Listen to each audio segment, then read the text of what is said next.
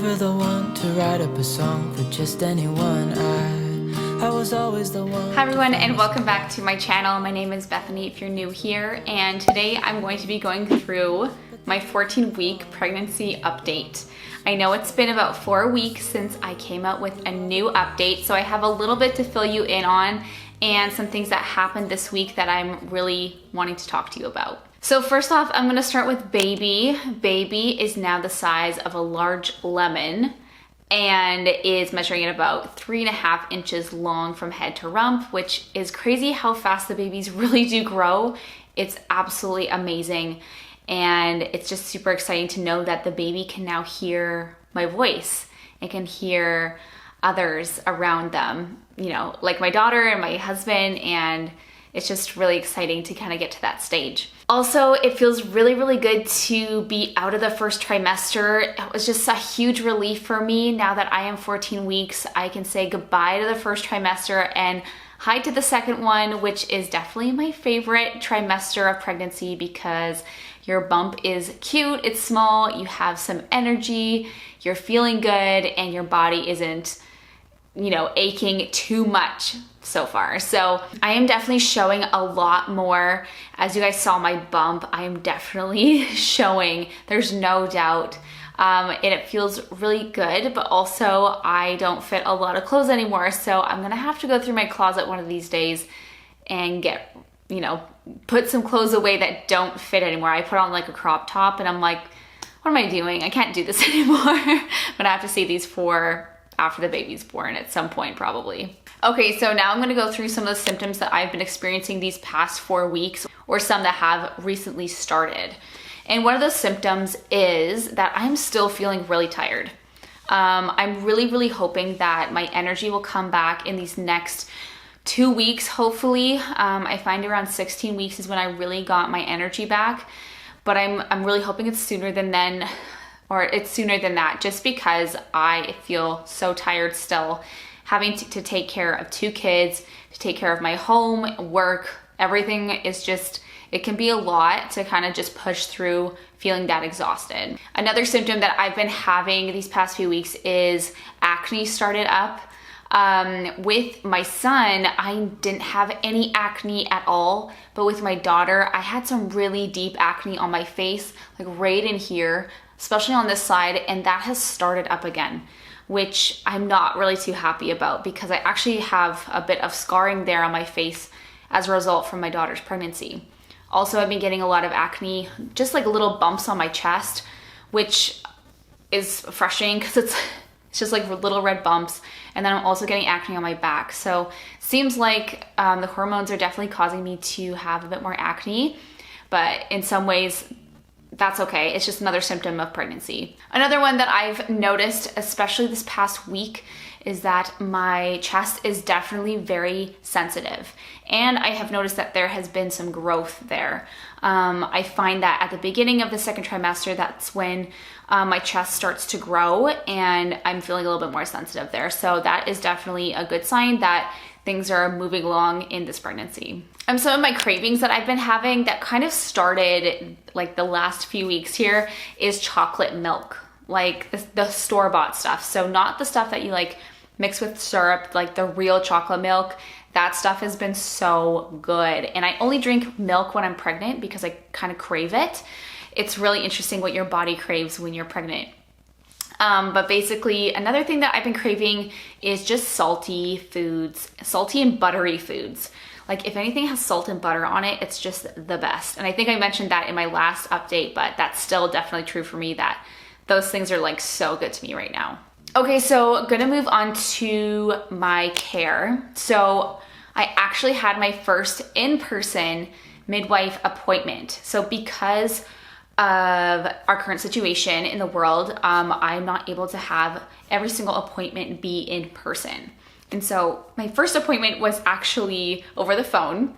And this was my first one where I got to actually meet my midwife in person, which was cool. And it's funny because she was actually telling me that when COVID started at the beginning and she, you know, had new patients at that time, those patients that are now giving birth have not seen her face because she wears a mask all the time. So that was just like something interesting that I thought was like, wow, that's crazy that some of her patients haven't even seen what she really looks like. So that's definitely different. We did go through my blood work that I went and did in my urinalysis, and everything is normal. Everything is great. She said my iron levels are really good and everything is normal and looking awesome, which is really encouraging to hear. Then we also got to hear the baby's heartbeat, and she used her Doppler, and we even got to hear the baby kick a little bit. And I'm gonna show you guys that clip right now. Is it okay if I start to feel your tummy first? Sorry, my hands are No, it's cold. okay. Yeah, so it feels normal size for 14 weeks.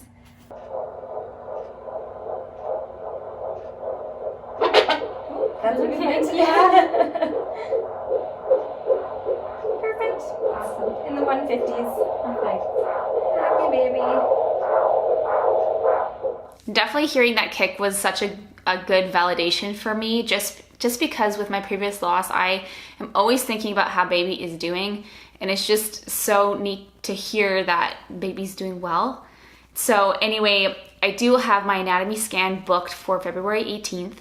And yes, we will be doing a gender reveal. We're probably just gonna do a balloon again like last time. It was so much fun with finding out Kellen's gender, and it's just so fun for us to do that. So I think we're gonna do that then. I'm really happy that Luke can actually come with me. That's something that I didn't think was gonna happen, and so I'm really pleased about that, and I'm just praying that everything goes well with that. I did have a question from someone that I did want to answer in this video. Since I am having a scheduled C-section, how is that different with having a midwife as to having an OB?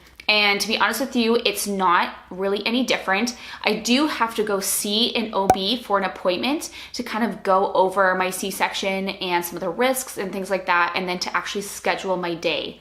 So that'll be more closer to the end of my pregnancy. So in the 3rd trimester, I'll be doing that. And I am gonna be going with the same OB that delivered Kellen. So I'm really excited about that because he did such a good job. So that's kind of the only difference. The care is exactly the same. I still have blood work done, ultrasounds done, but my birth, since it is gonna be a scheduled C-section, which I'm actually really looking forward to. It sounds super relaxing and calming to me, as opposed to my last 2 previous birth experiences. It's gonna be fine. My midwife will be there the whole time, or whoever is on call. So it's gonna be fine. I'm not too worried about it. I know I'm in good hands. But one thing that I wanted to choose to have a midwife as to an OB was because here in British Columbia in Canada, if you have an OB, you don't get home visits after you have your baby. And so I wanted to have that postpartum care. And with a midwife, they make at least 2 home visits after you have your baby. Then you have an in-person 2-week follow-up appointment, and then a 6-week kind of discharge follow-up appointment. So that's something that was really important to me, to get that postpartum care and for them to see how me and baby was doing after. It's really important to see that the baby is thriving, that I'm doing okay. And since I had kind of a hard postpartum not recovery, but it was just a tough time for me last time, I just really wanted to make sure I still had that really good care. So last night, I had a bit of a scare. If you guys don't know this about me, and if you're new to my channel, I did have a miscarriage in October. And the way that started was I got an upset stomach, and to be like kind of TMI, I got the runs, and then that's when everything started. And so last night I didn't eat anything weird, and I was feeling really normal, and then my stomach started to become very uncomfortable for me. And at first I thought it was just some gas, but I knew that it was something more, and I got really, really nervous because that's exactly how my miscarriage started. And so it definitely triggered me. I was praying like, God, please, like, let this just be regular upset stomach stuff. Like, please, like, I just don't want to lose this baby too.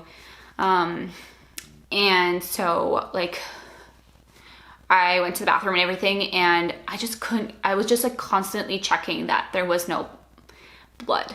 And I think that's one thing that makes this pregnancy so different, is that pregnancy after loss is just, it's on another level. You try not to be anxious. You try not to be worried about having another miscarriage. And it's completely out of your control, but it can happen. And so I definitely got really triggered last night. It was definitely scary for me, but everything was okay. I'm okay. It passed. It was just like a one-time thing. I don't know. I must have like ate something weird, or, you know, caught something at the grocery store. I don't know. It was just really strange. And it just, again, kind of made me realize that every day that I have this baby growing inside me, every day that I am pregnant is a gift, and to cherish it and to just live in the moment and just, I don't know, just be so thankful and grateful for this pregnancy.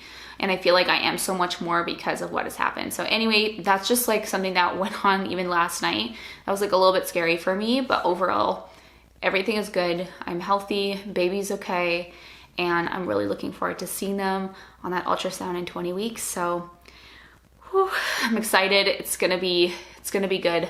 Yeah, that's 6 weeks away. So I'm excited to find out if we're having a boy or girl, and for me to kind of start shopping, because that's when I kind of start doing a lot of my preparing, is after we find out if it's a boy or girl. So I hope that you guys enjoyed this pregnancy update. If you did, give this video a big thumbs up. That helps me so much. If you're new to my channel and you are on your own pregnancy journey, I would highly recommend subscribing to my channel, as I make a lot of videos like this, mom videos, vlogs, and pregnancy stuff and baby stuff. So anyway, thank you guys so much again for watching, and we'll see you guys in my next one. Bye guys. Oh, my sweet baby.